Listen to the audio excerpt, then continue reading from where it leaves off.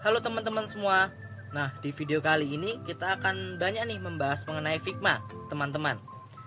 Apa saja yang kita bahas di sini? Pertama, bagaimana sih cara menggunakan Figma untuk seorang UI UX designer?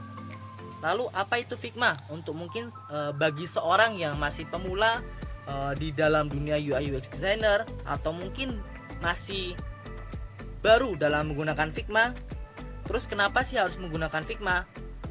Kenapa bukan aplikasi yang lainnya? Nah, di video kali ini cocok nih untuk seorang pemula yang baru kenal Figma atau mungkin seorang yang sudah biasa menggunakan Figma untuk lebih mengasah skillnya menjadi lebih baik. So, kalian bisa ngikutin ini dari awal sampai akhir ya. Untuk awalan, apa itu Figma? Nah, Figma adalah sebuah aplikasi web kolaboratif untuk user interface dengan fitur-fitur luring yang tersedia pada aplikasi desktop untuk di Windows maupun di macOS. Nah, jadi teman-teman, jika kita melihat desain yang berbentuk website atau mungkin aplikasi yang biasa kita lihat di Instagram atau mungkin di Dribbble atau mungkin di Behance, nah itu biasanya banyak yang menggunakan Figma untuk proses pembuatannya. Mungkin ada beberapa yang menggunakan aplikasi lainnya seperti Adobe XD atau mungkin Sketch. Nah, tapi untuk di sini kita akan lebih fokus nih untuk membahas mengenai Figma lebih dalam. Nah, untuk kelebihan apa saja sih yang dimiliki oleh Figma ini? Yang pertama ada namanya multi platform. Nah, yang dimaksud di sini jadi kita bisa membuka Figma atau Figma ini bisa berjalan di berbagai OS yang ada. Seperti mungkin bisa kita buka di Windows, di macOS bisa, di Linux bisa. Asalkan di platform tersebut kita bisa mengakses browser yang digunakan. Mungkin contoh browser ada mungkin menggunakan Google Chrome atau mungkin menggunakan Mozilla Firefox atau mungkin Safari atau mungkin Microsoft Edge, itu juga bisa. Penting ada browser untuk mengakses Figma dan yang pasti memerlukan koneksi internet karena Figma ini dia berbasis cloud, jadi memerlukan akses internet dalam proses.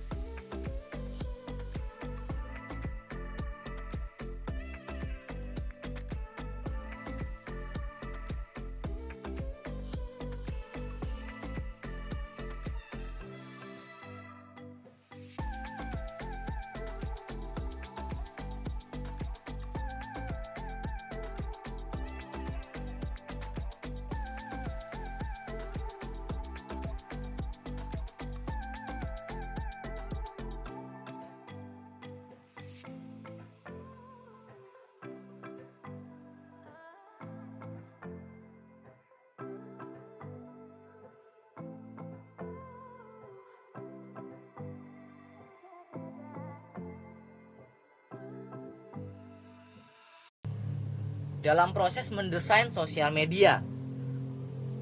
Karena di Figma ini juga bisa nih ternyata untuk mendesain sosial media. Nah, selanjutnya untuk pricing atau harga yang akun yang ada di Figma, pertama ada dari starter, professional, dan organization. Nah, kalau di starter ini yang free, jadi dia yang gratis. Nah, untuk kita misalnya masih belajar, itu sudah cukup banget nih dengan menggunakan free. Kenapa? Dengan free saja sudah cukup. Pertama, Figma memberikan unlimited file in draft. Jadi draftnya kita bisa diberikan unlimited nih. Jadi sebanyak apapun ada. Lalu untuk viewers atau komen untuk yang kolaborasi itu bisa. Jadi untuk viewers yang kita berikan untuk project kita atau memberikan komentar orang untuk project kita itu diberikan unlimited. Nah, lalu unlimitednya bisa editornya unlimited hanya untuk 3 tim file. Jadi 3 file aja. 3 tim file aja. Lalu bisa untuk 1 tim project, cukup untuk tim project itu hanya 1. Lalu untuk di sini kolaborasi mungkin ada dibatasin untuk projectnya. Tapi sudah cukup menurut saya untuk versi gratis ini untuk seorang pemula untuk belajar. Nah, di sini mungkin yang pemula yang belum bisa menggunakan baru pertama kali nih menggunakan Figma, mungkin ada yang mengeluh akun Figma belum ada. Terus gimana cara buatnya? Nah, tenang aja nih. Untuk proses pembuatannya sebenarnya gampang banget.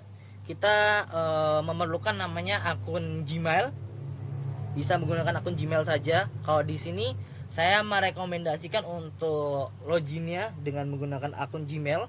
Nah, mungkin di sini saya akan langsung coba praktekkan langsung ya, gimana cara membuat akun di Figma. Pertama, kalian bisa buka browser kalian, entah mungkin browser yang kalian gunakan bebas, silakan digunakan. Nah, di sini kita bisa cari figma.com. Nah, jadi kita akan pertama akan kita di tampilan awal Figma seperti ini, di halaman landing page-nya, di website-nya. Nah, kita bisa pilih yang get started for free. Nah, kita pilih yang ini. Nah, di sini kita bisa untuk mendaftarkan akun jika belum punya. Nah, saran saya bisa menggunakan dengan Google. Nah, silakan kalian pilih yang Google, akun Google. Nah, nanti di sini mungkin kalian akan menjawab beberapa pertanyaan yang telah disediakan oleh Figma, sehingga nanti bakal sampai ke tampilan dashboard awal Figma yang ada. Jadi ini merupakan tampilan dashboard awal Figma. Ketika baru kita membuka Figma akan tampilan seperti ini. Nah, untuk video kali ini mungkin cukup sekian dulu ya. Jadi next kita akan belajar lebih banyak nih mengenai interface Figma, lalu desain Figma, bagaimana saja tips and tricksnya dan plugin-pluginnya mungkin. Nah, mungkin bagi yang masih penasaran mengenai Figma, bisa nantikan di video selanjutnya ya. Oke, see you in the next video.